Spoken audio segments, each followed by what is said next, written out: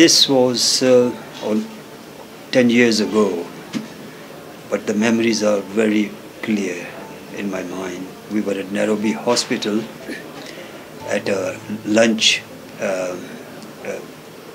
lecture, and we heard that there was some attack on Westgate in near Westgate. I called the St. John headquarters and to send me an ambulance so that we could go and see if they attend to any casualties. They came and with the ambulance, and we collected some volunteers from St. John who were working on at Aga Khan Academy, and about 8 or 10 of us proceeded to Westgate. And at the Westgate we were, it was very,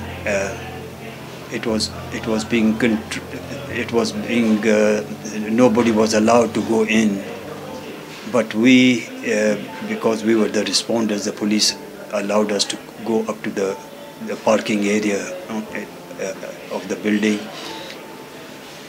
where we set up our camp, temporary camp, and to attend to any emergency that would be there.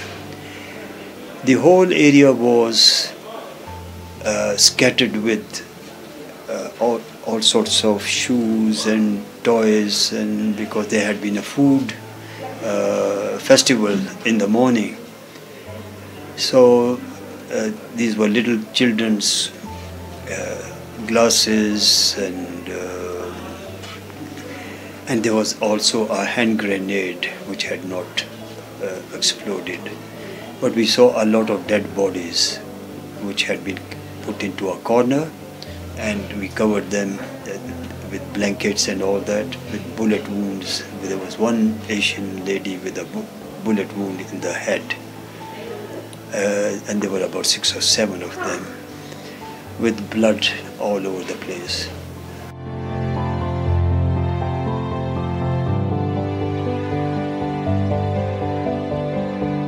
In the distance we could hear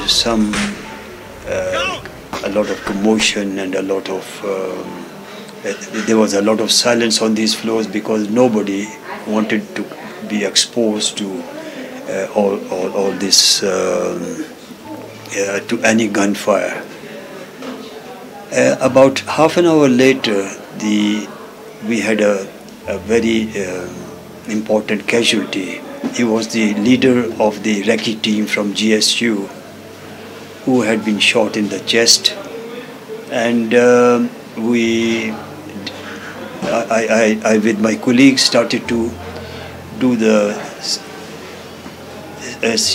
cardiopulmonary resuscitation while we were trying to save his life. Unfortunately, the bullet had gone too near to the heart and the lung, and he had lost a lot of blood. And somebody, in our enthusiasm, we kept on resuscitating, and until somebody said to me, "Doctor, why don't you look at the pupil? The man has gone, so let's leave him alone."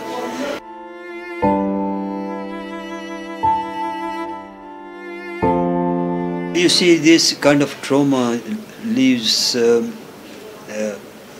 psychological impact on you forever.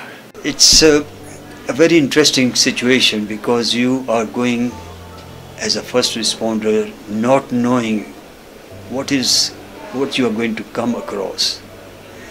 For example, you never know, there may be people still with guns hiding behind doors, behind buildings, expecting anybody to come in, and you could be the victim.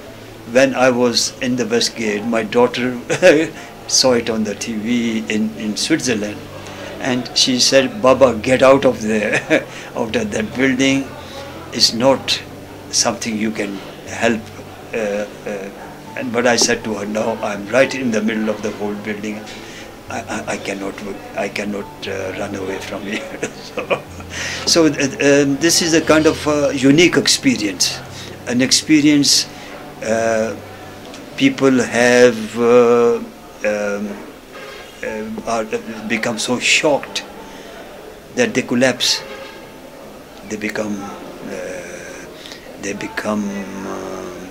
faint because of the volemic shock, which they see this trauma, this blood running all over the place and all that. One of the victims, who is also my patient, he was shot here in the hand on the ground floor. When he was walking through the ground floor, he was going Mr. Chaudhry, and he pretended, when he was shot, he fell on the ground. He pretended that he was dead. But these guys were very smart, these terrorists. They actually came and kicked him in the chest, and when he shouted, they shot him in the forehead along the elbow. And he actually told me that they told him, these terrorists told him, that we are going to be active in the country, so you people be prepared not to come to places where there are too many people.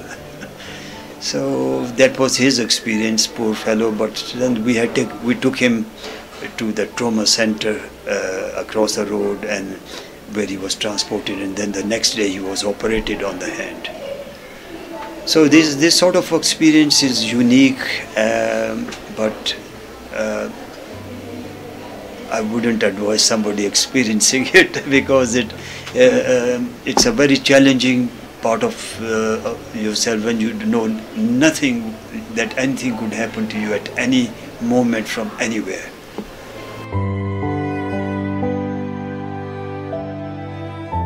The GSU recce teams in charge, such a young man, I think he couldn't have been more than 30, and he was fully dressed as a commander.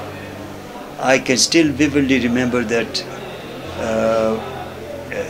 you wanted to do every little thing, and that's why we had forgotten whether to look into his eyes. You know, people, when a person is dead, you shine a torch in the eye and look for the pupils dilated. We were so busy trying to help to save his life, and when somebody told me, "Stop, Dr. Ali, he's dead, he's gone," look at the pupils. So you can imagine that memory of this young man, fully dressed with his attire, with a bullet-proof vest. And to this day, I feel so depressed that I wish that we could have saved his life.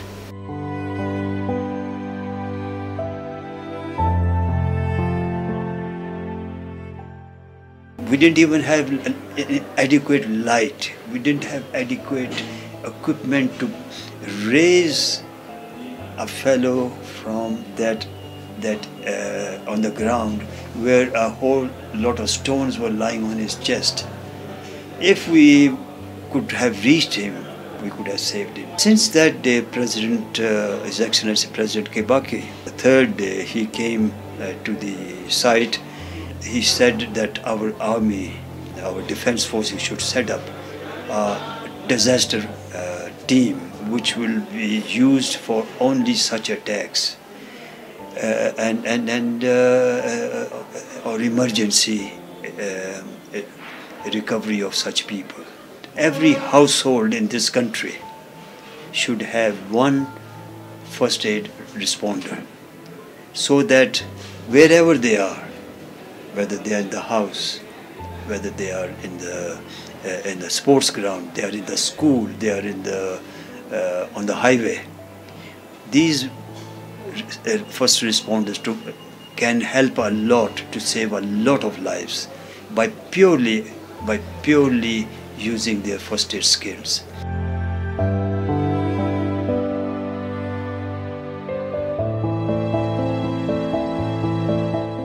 In the thick of blood and gloom that reigned on Westgate Mall, 10 years down the line, Kenya will forever remember the frontliners who took courage and saved the lives of many. Majibu Kisao for K24 TV, Nairobi.